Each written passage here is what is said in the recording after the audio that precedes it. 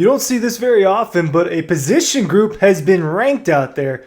It's by Pro Football Focus, and they've got the Georgia linebackers as the number 4 linebacking core in college football this coming year. I've talked kind of extensively about how I think Georgia's linebacker unit is one of the best just straight up units in all of college football, not just linebackers. So PFF, this kind of goes against that a little bit by calling it the number 4 linebacker unit in the country. I'll talk about the list that they've got, and I'll talk about Georgia's linebackers. But there's at least a little bit of recognition here. There are other very good linebackers in college football, but I think the group that Georgia has put together as its main core, and this is a little bit more specifically inside linebackers, but I'll talk about outside linebackers as well, one being a transfer that I've talked about recently, but C.J. Allen, Raylan Wilson, Chris Cole, and Justin Williams as kind of your primary group on the inside. I think it's very difficult to beat that just in terms of experience and talent combined, and we'll get into the nitty-gritty details of that. Ryan Curley from Dawg Post talking about linebackers, talking about a list from Pro Football Focus. Go check out dawgpost.com. We've got all sorts of deals going on over there. If you're not familiar with Pro Football Focus, known as PFF, they are an analytics conglomerate, however you want to put it. It's a company that does advanced stats, advanced data, advanced number crunching with football, and they do it with the NFL, and they do it with college football. They do all sorts of stuff like snap rates, sack rates, like all sorts of that. And so they've crunched their numbers, and they think that the best units heading into the 2024 season is not the Georgia Bulldogs. I'll give you the top 10. Their honorable mention is Oregon. Their number 10 unit is Kansas State. Their number 9 unit is Clemson. We'll get into the details of these a little bit later. Number 8, Alabama. Number 7, Ohio State. Number 6, they've got Texas A&M. Number 5, they've got Notre Dame's linebackers. Number 4, Georgia. Number 3, Pittsburgh. Number 2, LSU. And number 1, Texas. So those top 4 of the top 3, my math is way off. 4 of the top 6 programs, SEC teams, and you've got 5 total SEC teams in this top 10 list. I hope that math was right because that was wrong at first. But this is what they had to say about Georgia. After losing a first-round linebacker in Jalen Walker, the Bulldogs might have another in C.J. Allen, who can fly around the field. He placed above the 98th percentile in PFF's game athleticism score metric. We will click on what that means in just a second. His 89.8 PFF run defense grade last year also ranked 7th among all FBS linebackers.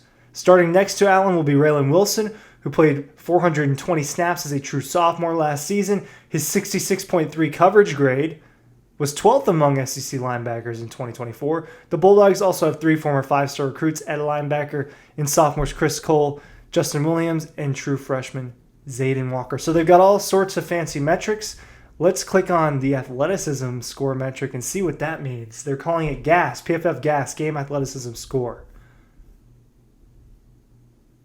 Here we go. There's an article about it. GAS has been developed using player tracking data, blah, blah, blah.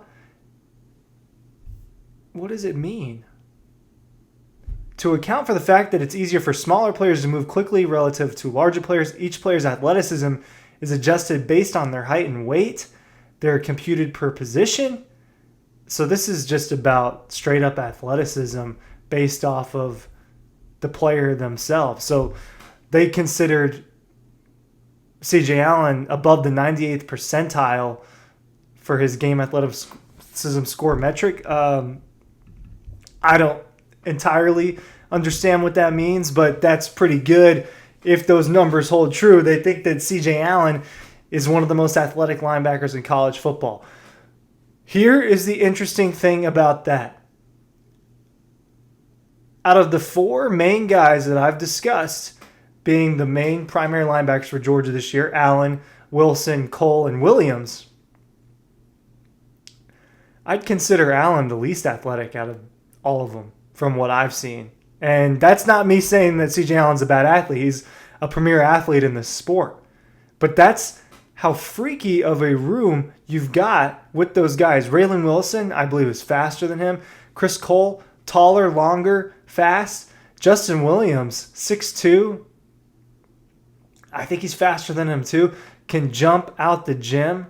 And I think that you saw his jumping ability displayed at G-Day when he's trying to swat down Ryan Puglisi passes. He's rushing the passer. It is a supremely athletic group of players.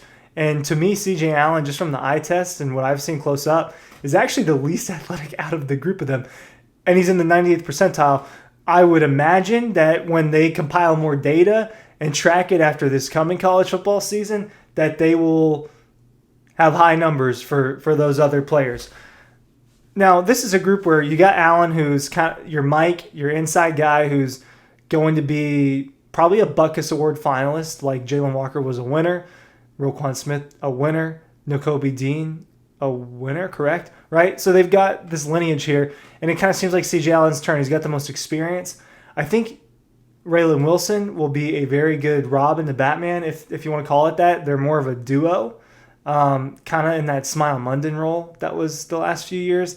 That's what Raylan Wilson's going to play.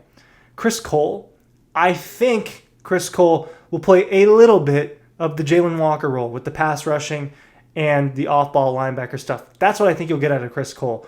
Now, I'm not saying he's going to be Jalen Walker, who was a first-round pick this year for the Atlanta Falcons, but I think that they will try to do that with him. And then Justin Williams, I think, is kind of your next in line behind CJ Allen to be that guy on the middle. They are recruiting this position at a really high level.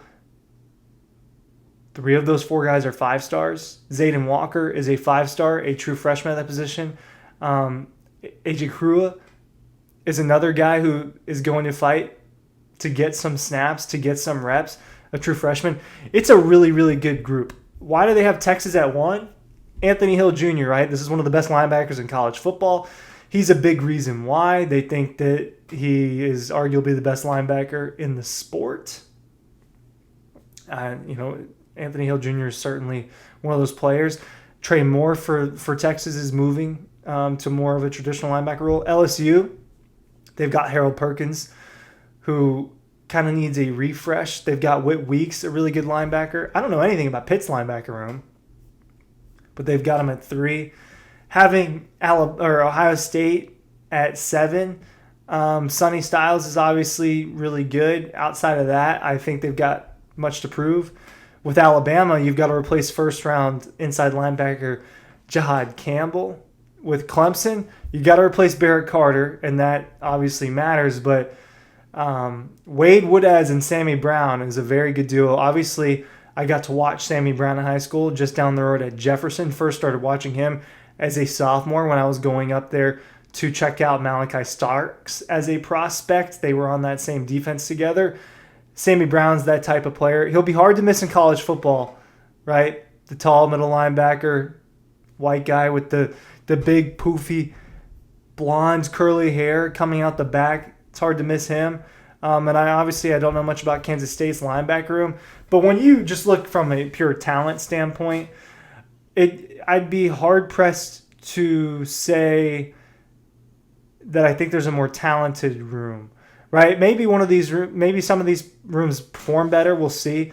But from a talent standpoint and athletic ability, the combination of Allen, Wilson, Cole, Williams, Zayden Walker, Krua, go down to the players that don't get snaps like Terrell Foster and players like that. It's a good room. It's a room that if you tell me it doesn't have the most talent in college football, I'd be surprised. I can recognize Anthony Hill Jr. I can recognize Harold Perkins, Whit Weeks, Sammy Brown, all those very good linebackers in college football. But when we're talking about a 2 deep and a potentially 3 deep, this to me is the best one in the sport because none of them have recruited as well as Georgia has. PFF's got them at 4. What do you think about that? Appreciate you watching.